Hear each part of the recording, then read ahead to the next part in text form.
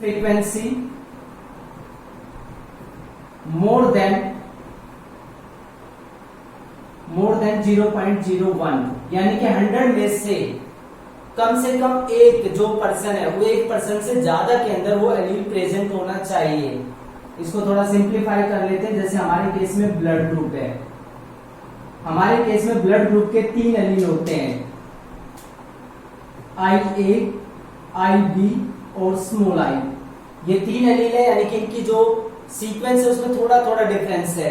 अब अगर 100 इंडिविजुअल को हम काउंट करते हैं एक पॉपुलेशन के अंदर, तो अगर हम मानते हैं कि ये वाला ओरिजिनल जीन है, या इनमें से किसी एक को ओरिजिनल मान लेते हैं कि हमारे पास ए ओरिजिनल जीन है, तो अगर 100 लोगों को हम एनालाइज करें तो 100 लोगों में IB भी प्रेजेंट होगा कुछ के अंदर और स्मॉल आई भी प्रेजेंट होगा। अगर 100 लोगों में एक से ज्यादा में IB प्रेजेंट है, एक से ज्यादा में स्मॉल आई प्रेजेंट है, तब हम उसको एलीलिक वेरिएशन या डीएनए पॉलीमॉर्फिज्म बोल सकते हैं। मींस जीन के अंदर जो चेंज है वो कई सारी फॉर्म में प्रेजेंट है। यहाँ पे 3 फॉर्म में प्रेजेंट है, तो 3 फॉर्म जो प्रेजेंट है वो डीएनए पॉलीमॉर्फिज्म को शो करती है।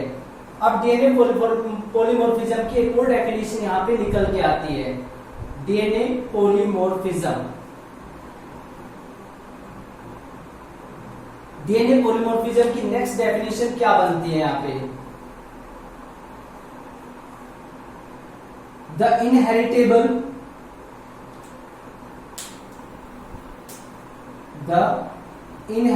म्यूटेशन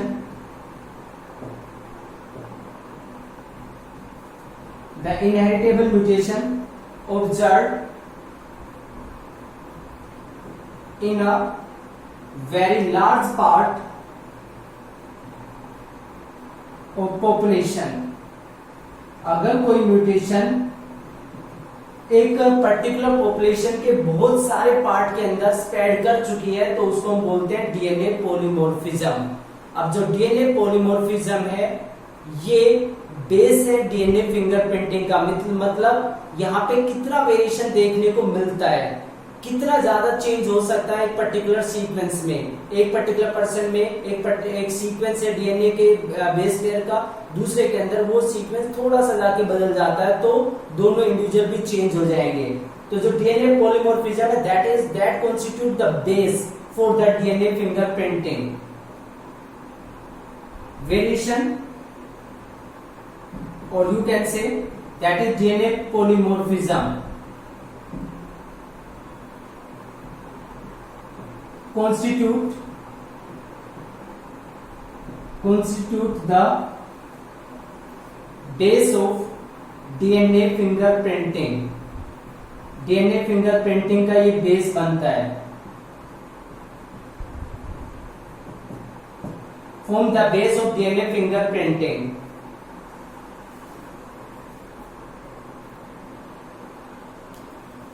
अब जो डीएनए पॉलीमॉर्फिज्म है ये डीएनए फिंगरप्रिंटिंग का बेस बनाता है, और जो वेरिएशन यहाँ पे आती है म्यूटेशन की वजह से, these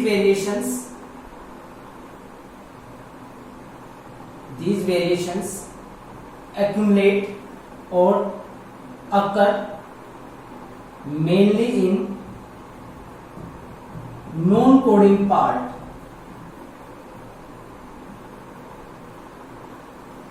These variations occur mainly in non-coding part। ये non-coding part में जनरली ज्यादा होती है। क्यों non-coding part में ज्यादा होती है?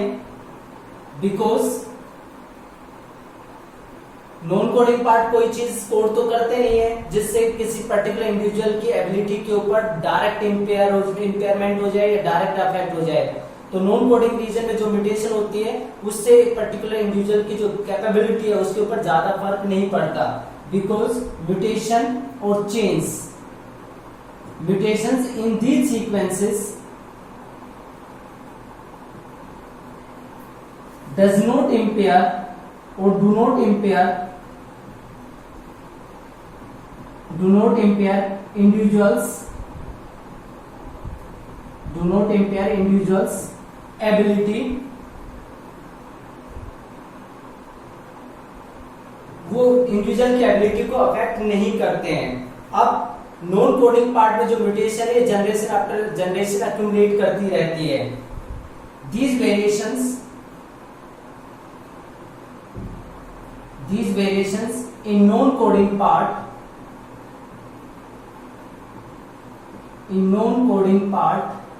accumulates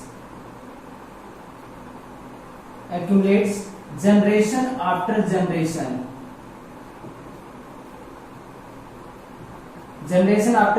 एक्यूमुलेट कर लेती है, और यही वेरिएशन जो होती है वही डीएनए पॉलीमॉर्फिज्म, यानी कि डीएनए की बहुत सारी फॉर्म, डीएनए के एक ही सीक्वेंस के अंदर काफी सारे इंडिविजुअल्स में चेंज देखने को मिलेगा।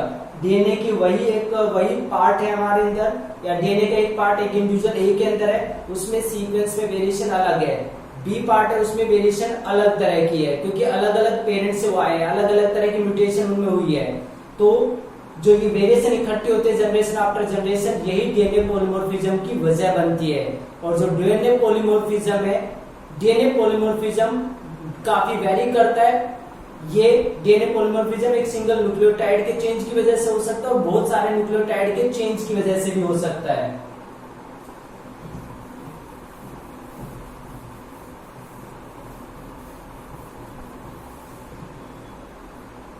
DNA polymorphism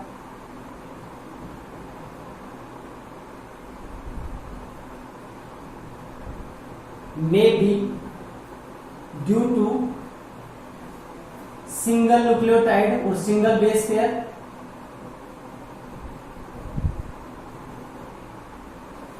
or a large number of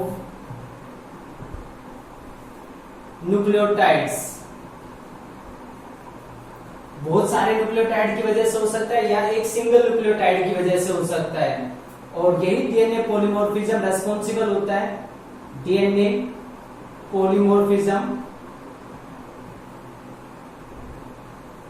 is responsible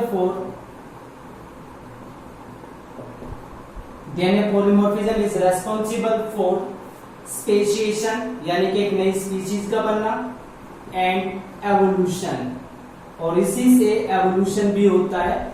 ये चीजें भी क्लियर हो पाती हैं। अब जो डीएनए पॉलीमॉर्फिज्म है सिंगल न्यूक्लियोटाइड मींस एक डीएनए का सीक्वेंस है।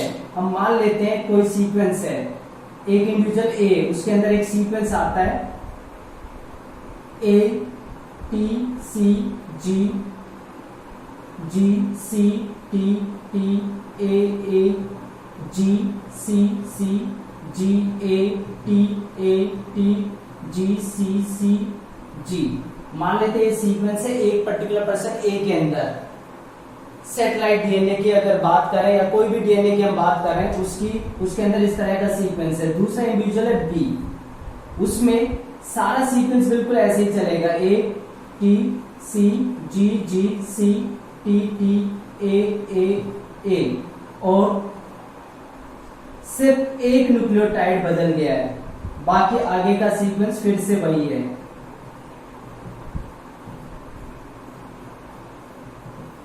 तो यहाँ पे जो डीएनए पॉलीमॉर्फिज्म है, डीएनए के अंदर जो वेरिएशन है, दो इंडिविजुअल का डीएनए सीक्वेंस बिल्कुल मैच कर रहा है, सिर्फ एक न्यूक्लियोटाइड पे जाके चेंज आ गया है। तो अब ये दो तरह के डीएनए बन गए। तीसरे पर्सन को ले, मान लो यहाँ पे टी की जगह पे ए आ जाता, तो तीसरे तरह का डीएनए बन जाता। तो डीएनए में जो चेंजेस आते हैं, वेरिएशन देखने को मिलती है, उसी वेरिएशन को बोला जाता है डीएनए पॉलीमॉर्फिज्म। और ह्यूमन पॉपुलेशन में डीएनए पॉलीमॉर्फिज्म काफी ज्यादा मींस किसी भी दो इंडिविजुअल का डीएनए हर जगह पे एक जैसा नहीं होता, उनके सीक्वेंस में कोई ना कोई डिफरेंस जरूर देखने को मिलता है।